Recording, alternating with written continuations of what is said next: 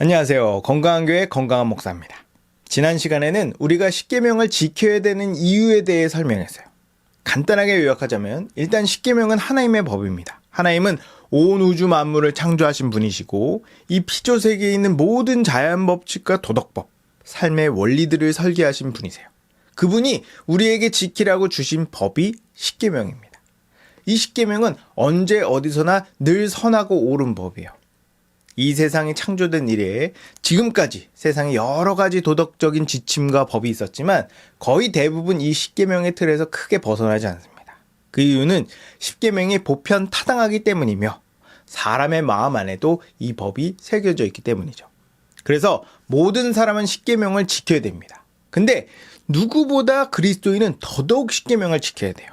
왜냐하면 그리스도는 창조주 하나님을 믿고 그분에게 은혜를 입었으며 온전히 십계명을 지킬 수 있기 때문입니다.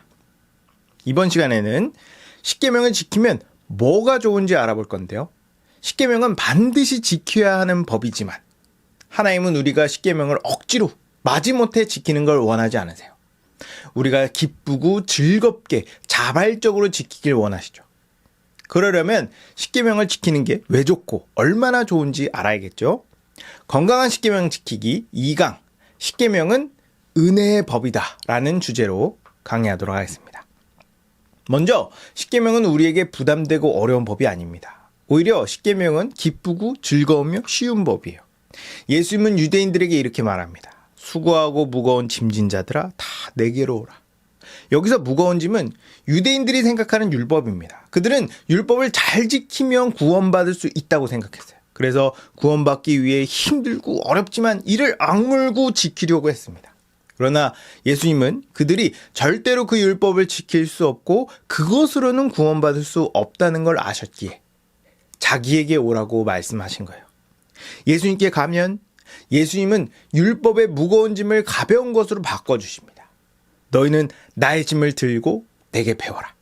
그러면 너희가 쉼을 얻을 거다. 왜냐하면 내 짐은 쉽고 가볍기 때문이다.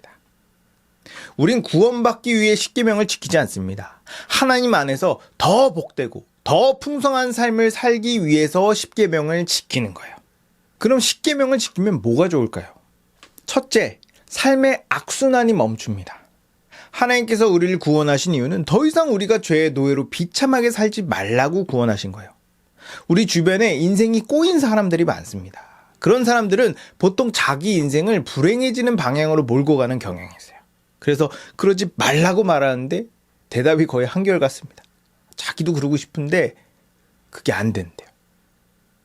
보이지 않는 어떤 힘에 의해 인생이 점점 망가지고 추락하는 것처럼 보입니다. 성경은 이것을 죄 때문이라고 말해요. 죄는 죽음이라는 무기를 가지고 있습니다. 세상 사람들이 미래에 대한 불안감을 느끼고 삶에서 만족을 못 느끼는 이유는 근본적으로 죽음에 대한 두려움이 있어서 그래요. 죄는 이런 약점을 잡고 사람들을 노예처럼 부려먹습니다. 그러니 어떻게 삶이 나아지겠어요? 시간이 지날수록 삶은 점점 피폐해지고 무료해집니다. 근데 복음은 우리 목에 채워져 있는 죄의 사슬을 끊어버려요. 죄의 속박과 죽음의 저주로부터 자유로워집니다. 문제는 죄의 속박에서 풀려났지만 우리가 평생 죄 속에서 죄만 짓고 살다 보니까 배운 게 도둑질이라고 습관적으로 죄를 짓는 거예요. 또 어떻게 선을 행해야 될지 모르니까 여전히 삶이 그대로인 경우가 많습니다. 그럴 때 우리가 십계명을 제대로 배우고 잘 지키면 서서히 죄를 안 짓게 돼요. 많은 그리스도인들이 죄를 죄로 인식하지 못하는 경우가 많습니다. 특히 오늘날은 상대주의가 강해서 남들이 다 하면 죄가 아니라고 생각하거나 남들보다 덜하면 괜찮다고 생각해요. 그래서 자기도 모르게 죄를 짓습니다. 십계명은 그런 우리에게 죄에 대한 기준을 정해줘요. 십계명의 범위에서 벗어나면 죄고 범위 안에 있으면 죄가 아닙니다. 이렇게 우리 삶에 분명한 기준이 있으니 그 기준을 가지고 인생을 재조정할 수 있어요. 십계명을 지키면 내 안에 양심이 깨어나고 날카로워지며 마음속에 있는 잘못된 태도와 동기들이 수정됩니다. 과거에는 서슴없이 행했던 행동들인데 점점 그 빈도와 정도가 줄어들어요. 그러면서 불안정했던 삶이 정돈됩니다. 삶의 우선순위가 정해지고 죄를 향한 욕망이 사그라들며 죄를 짓는 습관들이 사라지죠. 이 심리적으로도 굉장히 안정됩니다. 마음에 평안이 생기고 미래에 대한 불안감이 소망으로 바뀌죠. 이렇게 악순환이 멈춰요. 둘째, 삶의 선순환이 시작됩니다. 어떤 사람은 삶이 너무 바닥이라 중간 정도, 그냥 남들처럼만 살아도 살 것 같다고 얘기해요. 근데 하나님께서 원하시는 삶은 그저 그런 밋밋하고 재미없는 삶이 아닙니다. 하루하루가 풍성하고 기쁘며 놀라운 삶을 살길 원하세요. 분명 비참하고 불행한 삶에서 벗어나는 것도 정말 너무 대단하고 너무 감사한 일이지만 하나님은 단지 우리를 죄로부터 건져내려고 우리를 구원하신 게 아닙니다. 창세전부터 주려고 했던 하늘에 속한 모든 신령한 복을 풍성히 누리게 하려고 우리를 구원하신 거예요. 그렇기 때문에 우린 세상 그 누구보다 행복한 삶을 살 수 있습니다. 우리가 십계명의 목적과 의도대로 산다면 우리의 삶은 그렇게 변할 거예요. 먼저 오해하지 말아야 되는 건 십계명을 지킨다고 그것이 하나님을 감동시켜서 내가 원하는 대로 상황이 연출되거나 원하는 것을 얻어내는 게 아닙니다. 우린 그런 식으로 신앙생활하지 않아요.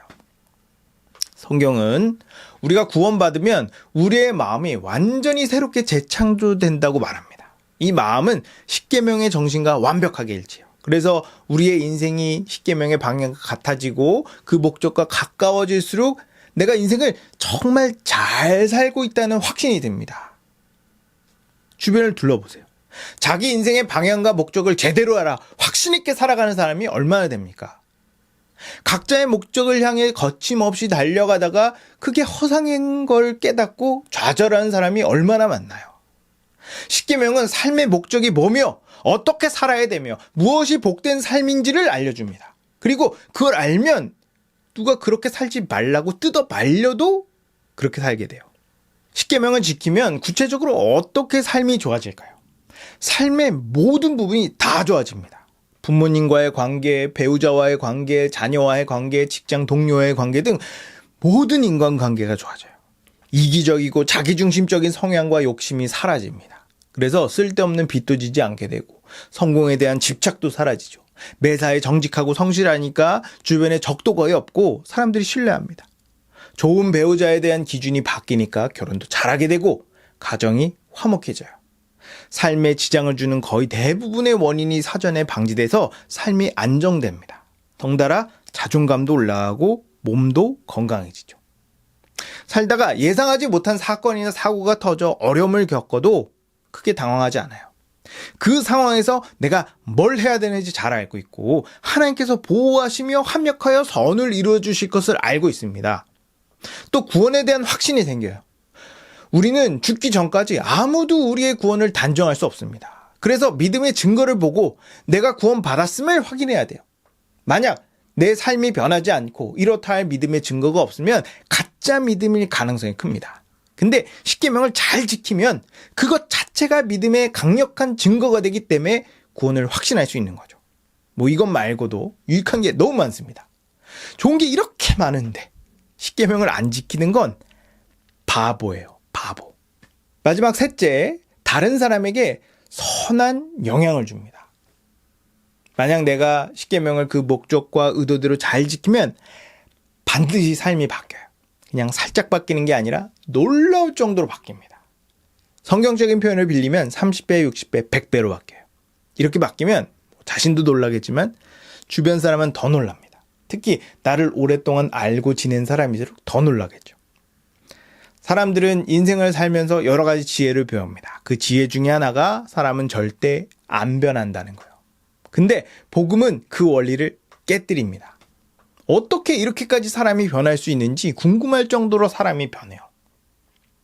그래서 베드로전서에 보면 주변 사람들이 너 어쩌다 이렇게 변했어? 라고 물어볼 테니 그때 할 말을 준비하라고 말합니다. 십계명을 잘 지킬수록 우리의 변화가 훨씬 극적으로 이루어져요. 저는 오늘날 많은 그리스도인들이 교회도 열심히 다니고 신앙생활을 열심히 하지만 삶이 극적으로 변하지 않고 주변 사람들에게 그리 선한 영향을 주지 못한 이유 중에 하나가 교회가 십계명을 제대로 가르치지 않았기 때문이라고 생각합니다. 성도들도 십계명이 10개밖에 안 되고 내용이 단순하니까 굳이 배울 필요 없다고 생각해요. 아니요. 십계명 안에 10개의 조항은 그냥 제목 같은 겁니다. 그 안에 어마어마한 내용이 담겨져 있어요. 아무튼 구원받기 전에 우리의 삶은 나 하나도 제대로 건사하지 못하는 삶이었습니다. 근데 구원받아 십계명을 잘 지키면 내 삶도 변할 뿐 아니라 다른 사람의 삶도 바뀌게 할 수 있어요. 사람이 언제 보람을 느끼냐면 내가 다른 사람에게 좋은 영향을 줄 때 보람을 느낍니다. 그래서 사람들이 봉사활동도 하고 기부도 하며 선행을 하는 거예요. 세상 사람들이 할 수 있는 선행은 한계가 있습니다. 이 땅에서 삶이 조금 나아지는 수준이에요. 하지만 그리스도인은 다른 사람의 인생을 송두리째 바꿔줄 뿐만 아니라 영원한 생명을 얻도록 도와줄 수 있습니다. 그래서 나로 인해 누군가의 삶이 죽음에서 생명으로, 악순환에서 선순환으로 바뀌는 걸 두 눈으로 본다면 거기서 오는 감동은 상상을 초월할 거예요. 어떤 사람은 십계명을 안 지키면 벌 받는다고 생각합니다. 그러나 그리스도인에게 십계명은 벌 주는 계명이 아니에요. 그래서 십계명을 잘 지켜야 된다는 부담 또는 못 지켰을 때 벌 받을 거라는 두려움을 가질 필요가 없습니다. 우리가 배웠듯이 십계명은 우리가 이 땅에서 최고로 잘 살 수 있는 원리이자 지침이에요. 돈이 아무리 많아도, 권력이 아무리 강해도, 명예가 아무리 높아도 느낄 수 없는 만족을 십계명을 잘 지키면 느낄 수 있고 인생이 형통해집니다. 물론 십계명을 잘 지킨다고 인생에 고난과 시련이 없다는 건 아니에요. 고난과 시련은 누구에게나 다 찾아옵니다. 그러나 고난과 시련이 내 평안을 약화시킬 수 없어요. 오히려 고난과 시련을 통과한 후에 더 큰 하나님의 은혜를 경험할 겁니다. 여러분, 십계명을 잘 지키십시오. 십계명은 우리가 못 지켰을 때 벌 주고 우리의 자유를 억압하려고 주신 무거운 법이 아닙니다. 십계명의 목적은 분명해요. 우리의 자유를 보장하고 우리의 삶을 더욱 복되게 하는 겁니다. 십계명은 우리에게 가볍고 쉬운 법이에요. 과거에는 죄 때문에 십계명을 지키는 게 불가능했지만 지금은 얼마든지 기쁘고 즐거운 마음으로 지킬 수 있습니다. 그러니 잘 지키십시오.